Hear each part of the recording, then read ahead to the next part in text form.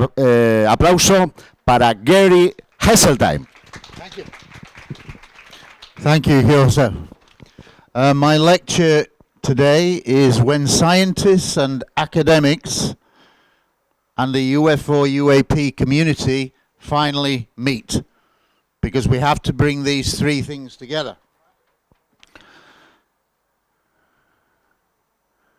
Everyone says, pretty much across all walks of life, that the moment when contact is announced by the mainstream, i.e. it's 24/7 on every news channel, that will be probably the most profound moment in human history.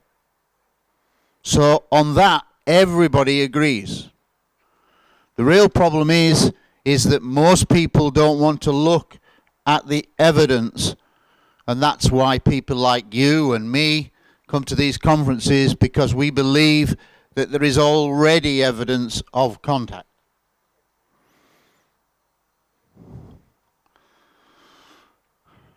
We're living in extraordinary times.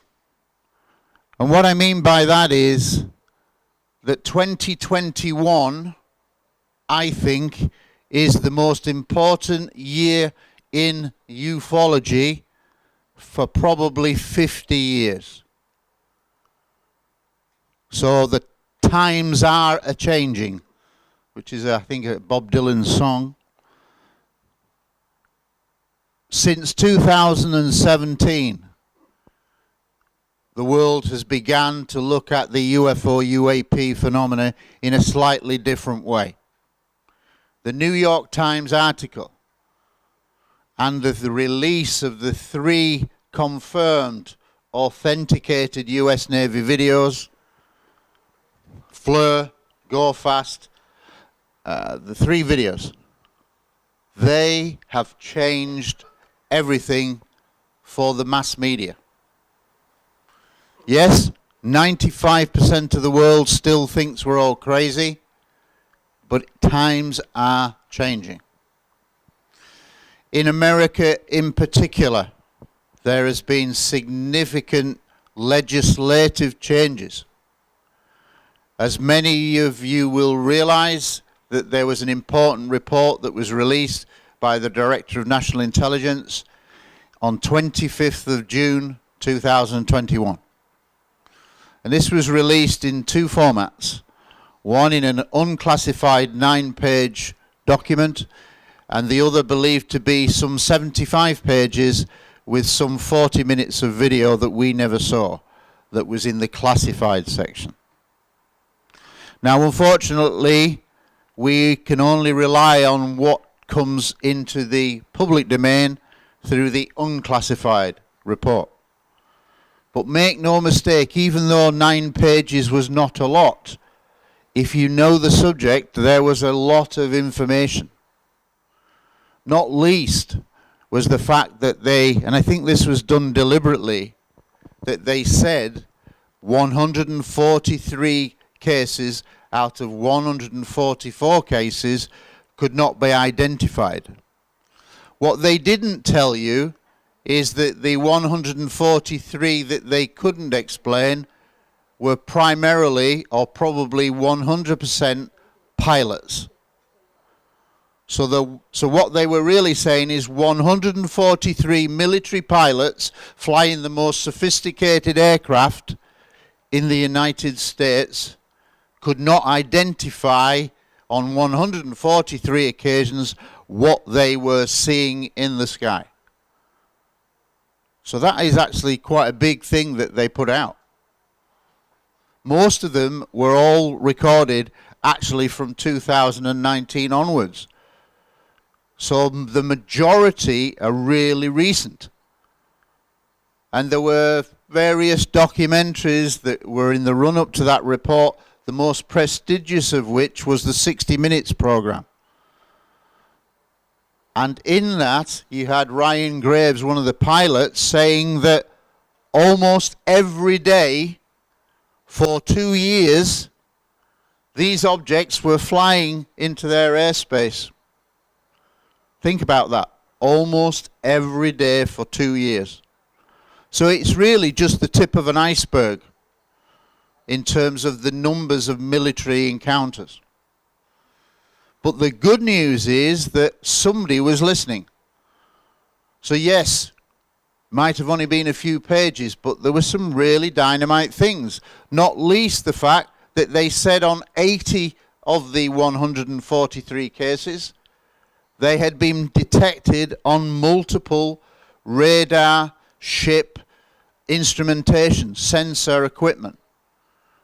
So what that means is when there is multiple sensor corroboration, it's saying that there really is something physical flying in the airspace at that time.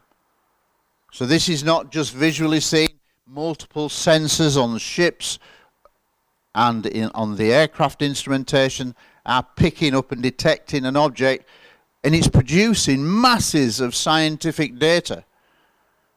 Now, everybody should be pushing and arguing for the fact that all of that data from all of these military encounters should be released independently in some format to scientists all around the world so that they can independently investigate, study, replicate, verify all of the data. Because when we have that, it will be undeniable that we're dealing with things that are moving in a way that we don't understand, moving at speeds far beyond anything that mankind can as yet can achieve. So the more scrutiny of the data, the better it will be. And one of the things that was in that 9-page report was they said that 18 of the 143 cases kind of showed technology that really has not yet been invented. 18 of the cases, they more or less said, we can't explain how they move, what they do. We can't explain it. Think about that. The most sophisticated military in the world, and in 18 cases they're saying, look, we just don't have a clue. So reading between the lines, there was a lot more to it. But what's come after it is this now rolling program with legislation built in America. So every 90 days, the intelligence services of the United States have to send a classified report to Congress. Yeah? So every 90 days, by law, they have to submit a classified report to Congress. And then only recently, new legislation has been passed, literally within the last month or so, to say that there should be a permanent office created within the Pentagon building to study the UFO, UAP phenomena. That's a big thing. We know that historically the Americans have lied for many, many years about the true knowledge of this phenomenon. But it seems like somebody is trying to get it right now. Now, we're not entirely sure what the motives are, but it does seem that there is a window of opportunity at the moment where they are trying to do something right on this issue. So all of the measures that are taken in America, and don't forget, America has dominated the world of ufology for the last 70 years, probably because of Roswell. Do I think Roswell was a real craft that crashed? Yes, I do. And it was recovered? Yes, I believe all that. So that made them probably the most powerful nation on the earth, if they weren't that already. But to possess that technology and at least probably try to reverse engineer it, it's what anyone would do if you were to get a piece of hardware from somewhere else, whether it would be extraterrestrial or non-human. If you got a piece of machinery that was far in advance, you would try to make it work. It's common sense. And they would probably try to make it work for military purposes, to make them the most powerful nation on the earth. That's probably what happened. But in the public domain, that's conjecture. We can't prove it. you can see that already the implications of the New York Times article. Now, prior to 2017, the New York Times, which is the most prestigious newspaper in the United States, had very, very rarely ever talked about UFOs, and when they had, historically, it was pretty defamatory.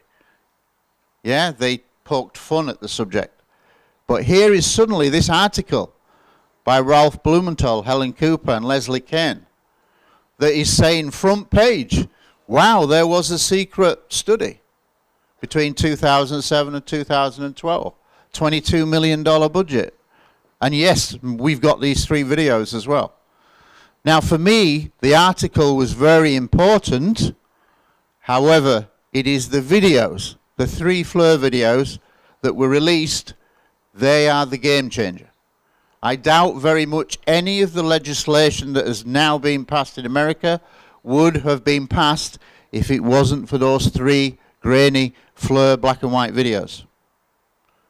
Because for the first time, not you, not me as a researcher, but the mainstream media could say, with regard to the last one that's referred to as the go fast, the object skimming across the water, really fast, low to the water, and finally they get on the camera, the FLIR camera, to pick up on it, track it. Whoa! The pilots are really excited. Whoa, got it! That was impressive to the mainstream media, because for the first time in history they had authenticated military videos showing an object. This was not CGI. This was not some member of the public who was allegedly drunk who had filmed something. This was military confirmed video, and the mainstream media could go, what is that? What is that? They never had that before. So that's why it began to change. And it's still slow, but it's speeding up. If it wasn't for those videos, people like Avi Loeb would not have launched the Galileo project. Whatever he says, he would not have been going out on a limb. But those videos then became something that scientists could look at, and other people could look at and go, wow, these move in strange ways. How do they do that? How can it rotate? And without lift, it should drop. But it doesn't. When it rotates, it should drop. In one of the second videos. So things have changed a lot from 2017. In the days leading up to the DNI report on the 25th of June, it was unprecedented. Almost daily there were multiple TV news coverage in America. It's a big thing in America.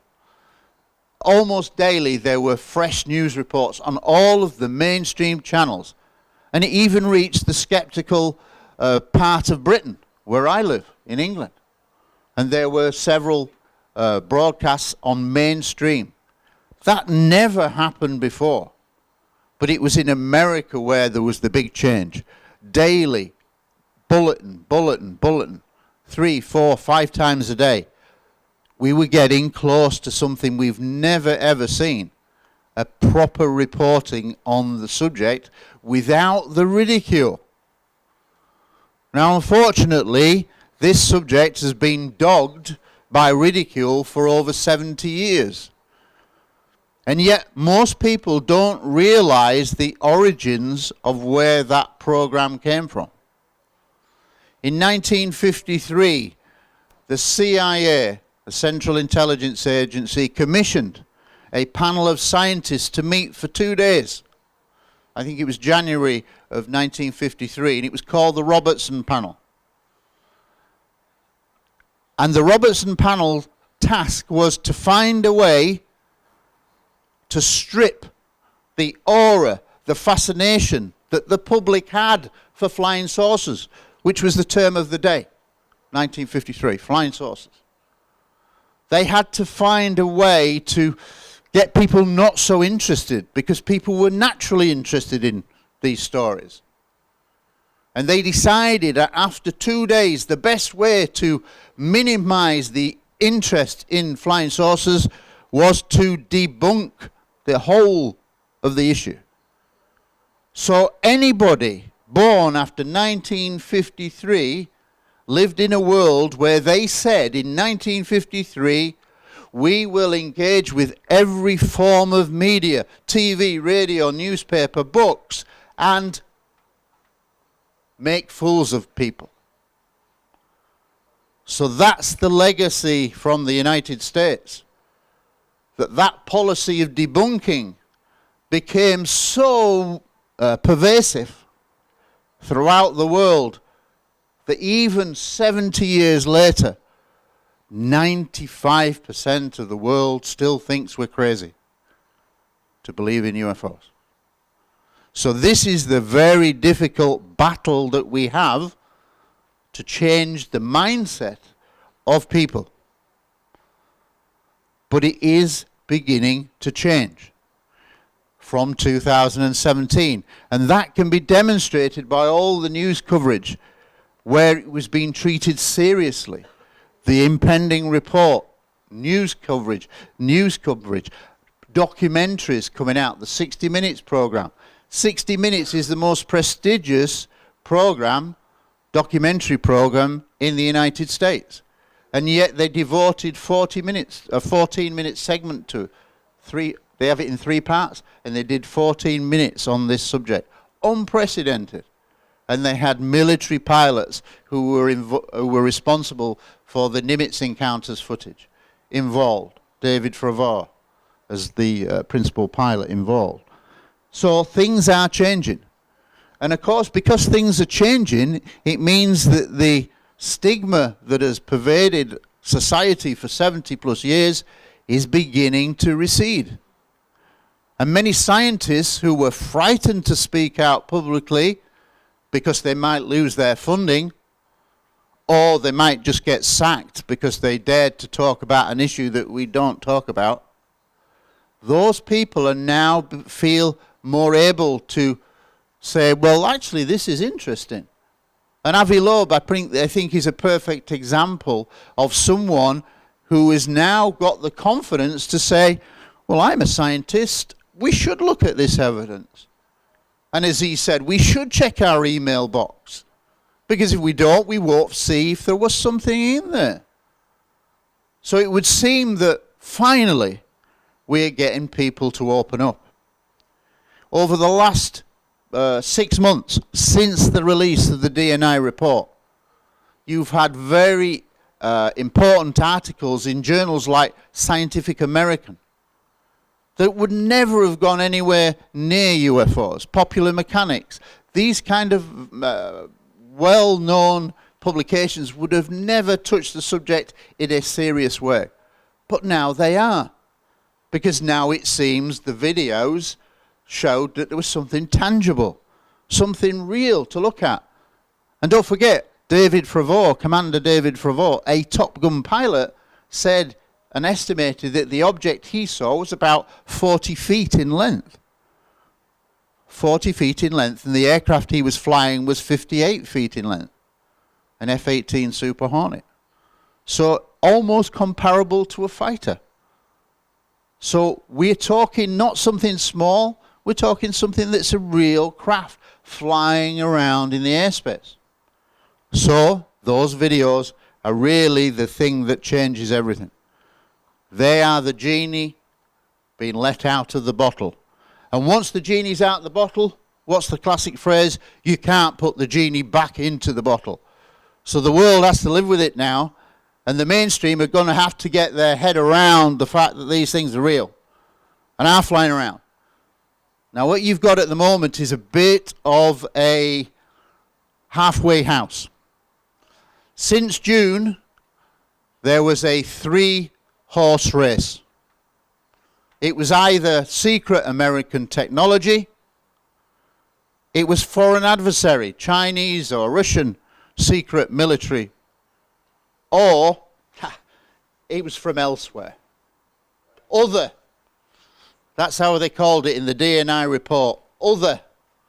Because they don't really want to go down this line of admitting that we are dealing with something. So even now, you still use guarded language. But don't forget what the Americans did. They said, we're ruling ourselves out. It ain't American secret stuff. Now, whether you can believe them or not is debatable. But that's what they're saying. So the Americans have ruled themselves out. So if you did not realize it coming to this conference, you are actually in a two-horse race. Now, if you'd have said to a ufologist 5 years ago, you'll be in a two-horse race as to the reality of this subject, most ufologists would have snapped your fingers off and grabbed and say, I'll settle for that. Because we were so far away from that scenario. But that's where we are. In reality, we are now in a two-horse race. Especially for the mainstream media. We are either for an adversary, Chinese or Russian, secret technology, or it's from elsewhere, meaning either extraterrestrial, non-human. That's important. We are moving towards the edge of a paradigm shift. Because if you remember in my first slide, I said, when that contact moment comes, it will be the profound moment, most profound moment in human history. Everyone agrees with that. But we are actually just edging quite close to it now. And the momentum is building. And more videos, I'm sure, will be released. And I think you will find that many military videos from around the world may start to be released. And the more this information comes out, the better the quality they are, the more the scientific data is studied, the more it's going to come. It's going to not only show that there's an incredible technology out there from somewhere that's not ours, but it's also finally going to put paid to the mainstream defense. And it is a defense. At the moment, the mainstream are going, yeah, it's a 50-50 horse race, but we think it's got to be Chinese or Russian. But the reality is, if anybody knows the subject well, it isn't Chinese. It isn't Russian. Luis Elizondo, who ran the ATIP program, and who is now probably the most go-to guy in the world in the media on this subject, he went on the 60 Minutes program and said, we're dealing with something that flies at 13,000 miles an hour, that pulls 500 to 600 G-forces in some of the tight turns, has no wings, no tail, no control surfaces. That's what we're dealing with. And he's likened it to a technology that's at least 50 to 1,000 years ahead of Earth development now. Yes, I'm sure that the Chinese and the Russians have got some very exotic aircraft in experimental stage. But they're still aircraft, and they still move like planes. They can't make right-angle turns. They can't do this. Can't do that. Can't be there 1 minute and then gone, and then just come back again, visible, invisible. They can't do that. This is what we're dealing with the UFO, UAP phenomena. And it's been the same for the last 70 years. Nothing's changed. The same flight characteristics that are seen now have been reported by witnesses since the 1940s. Gone in the blink of an eye. It was there and it just blinked out from the 1940s. So everything that's happening this year is allowing people to start studying or to feel comfortable about beginning to talk about this.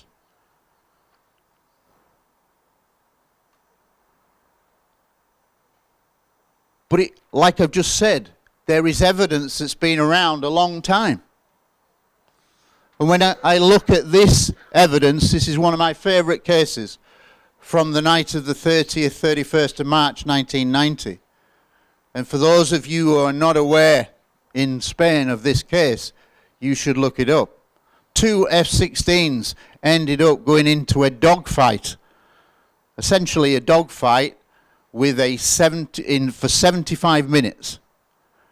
They were tracking the object on their military radar. It was captured on 7 airport, 3 military, 4 civilian airport radars, different radar systems. A Belgian civilian expert was brought in afterwards. And he went through it, and he was interviewed by a British researcher called Harry Harris.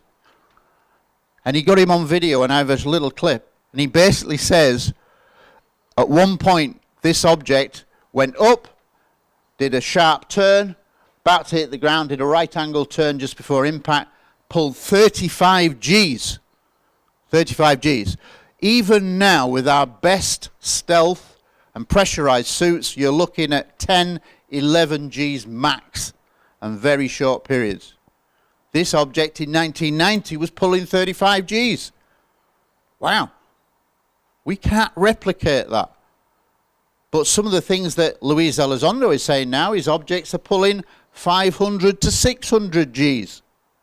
He's seen the evidence, we haven't. We should see the evidence so it can be scrutinized by scientists and verified. But that's what he's saying. Unusually, the Belgian Air Force, the guy in charge of put together a press conference, and it was done by the Chief of Air Staff, Colonel, he was then a colonel, he finished it as a general, Wilfred de Breu. And he called a public press conference because they had video footage of the instrumentation. And he was so impressed with it, he thought he should do something with it. And basically he made 2 quotes, which are so good that I think they're worth looking at. The day will come undoubtedly when the phenomenon will be observed with technical means. That's the Nimitz encounter. And the sensor data that's coming out from the Princeton and etc. in 2014-15, the footage then. This is the moment that he's talking about. The day will undoubtedly come when the phenomenon will be observed with technological means of detection and collection. That's the sensor data, which won't leave a single doubt about its origin. And this should lift the veil that has covered the mystery for a long time. And then in 1991, this was again another important thing that he said. He said, in any case, the Air Force has arrived, the Belgian Air Force, has arrived to the conclusion that a certain number of anomalous phenomena has been produced in the Belgian airspace. That's what he's saying. Unknown craft in 1990 were there in Belgian airspace. And they weren't just seen on computer screens, which was the radar screens, which was the 75-minute dogfight. Before that dogfight, visual confirmation by hundreds of police officers in various towns confirming that on that night, the 30th, 31st of March, the objects were seen, triangular objects, like we've come to know with the white lights in each corner. Visual. Visual.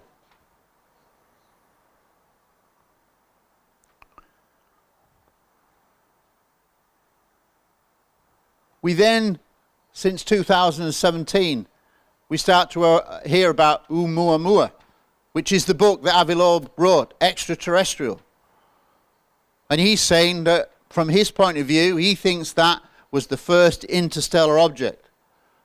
And what made it really different was, one, of the shape. It was long and thin. And 2, it accelerated away. It did not just go with gravitation. It seemed to pull away as if it was under control. Ultimately, we don't know if it is extraterrestrial, but it's certainly an extremely odd object. But he thought it was. And you heard him yesterday in his presentation. He thinks it was something from elsewhere. We've got organizations like SKU, which are a team of, I think, 65, 70 scientists, largely American-based, scientific coalition on UFO research. Basically, they are their scientists to look at the footage, and they start analysing stuff. That's all good. We need scientists to look, but they've come recently. And they have done a very good study of the Aguadilla, Puerto Rico infrared footage. If you've ever seen that, from 2013, they put a paper together studying this phenomena, this footage, excellent footage. That's a still frame from it. And they basically said, it's anomalous, it was real, something was flying around, it was real and anomalous. And at one point, the object appears to go into water at full speed, no impact. At one point, one object suddenly becomes two objects, side by side. These are characteristics that are often seen in UFO, UAP research, that we can't explain, we can't match. We suddenly can't have an aircraft, Chinese or Russian, that's going to suddenly split into two. It's crazy. Oh, and then we'll go back into itself and become one again. We can't do that. The Galileo project is unprecedented. If you think about it, this is a guy from Harvard University. What the hell is he doing with us crazy people? He shouldn't be. But the fact that he's now willing to talk to a UFO conference in Spain, and actually when asked the question said, yeah, we should be looking. We should be looking at the UFO stuff, UAP stuff. Because if we don't, we've been ignorant. We've got a closed mind. We have to have an open mind. We have to look at everything.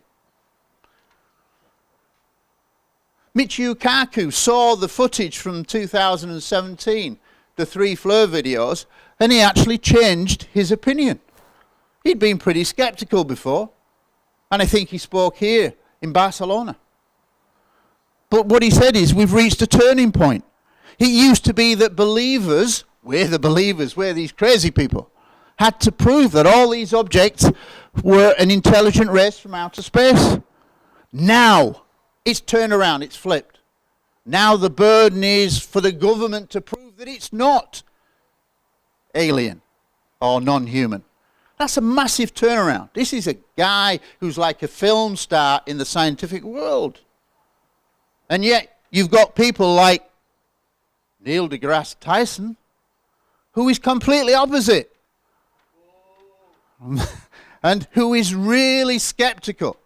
And yet, I thought this was quite funny, because he recently put out a still frame of the FLIR footage. So he's obviously seen it.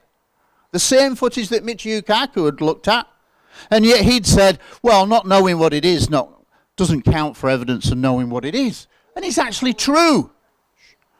It's actually true, but it's a play on words. He's trivializing. Now, how can it be that 2 eminent scientists can look at the same footage and arrive at exactly the opposite conclusion? We've kind of always had that. So if you get a really good scientist speaking out, there's always going to be a really good scientist skeptic speaking out. It's almost like they go hand in hand. But I have to question that this guy is going to get left behind.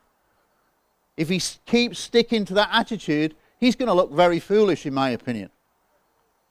Because he's not ignoring the evidence that is piling up. So he can take that position, that's fine. Everybody's entitled to an opinion. But I think he will get left behind. So you think about Michio Kaku, you think about Avi Loeb. These are very powerful people in the scientific world. And like I said earlier, this is what we're dealing with. 600, 700 G-forces, 13,000 miles an hour. This ain't terrestrial. This is not ours. And so in the end, this is what we need. And this is, I'll put my ISA hat on as the Vice President of ISA. This is why ISA was created. To deal with what is a global issue. A one world issue. It's the human race. It's not lots of races. There is only one species of sentient life on this planet, and that's the human race. So the whole issue of UFOs, UAP, is worldwide. It's not America. It's everywhere. And we now have to deal with it as the human race. Luis Elizondo recently in San Marino said, yes, we now start reaching out for international cooperation because it's not just an American issue, it's a worldwide issue. And that's why ISA was created, to say, look, we have to deal with this as a global issue because we are only one human race. The sad thing is we are faced still with agendas and egos, but we still have to get past that. And this is why science and academics need to get together. And ISA is full of scientists, academics, etc., and UFO researchers. All of us are humans. We've got 2 arms, 2 legs, and 1 head. We're one species. We should be adults that can sit around any table and have an intelligent discussion without saying, you're a scientist, you mean nothing to me. I'm a UFO researcher, what do you know? We have to go beyond that. We have to work together as one human race. Thank you very much.